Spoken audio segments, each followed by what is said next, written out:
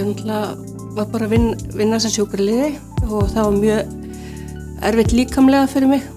Ég á 4 börn, tvíbura og svo 2 litlar í viðbót.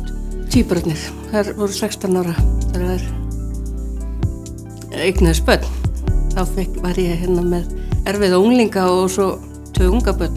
Ég bara sökk í þunglyndi, sko.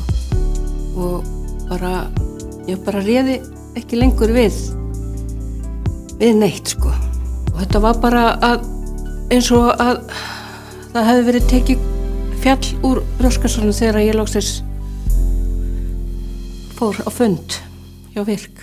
Af því að ég hélt bara að ég væri bara, það væri ekkert hægt að hjálpa mér. Og svo bara í kjölfarið að þá ég bara allt í einu komin í sjúkraþjálfun og líkamsrækt og sálfræði meðferð og mér langaði að mennta mig meira.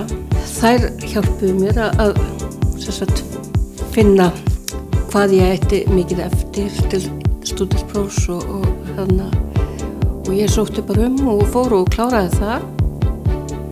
Og það var bara æðislega gaman með fekk húfu og allt á gammalsaldri.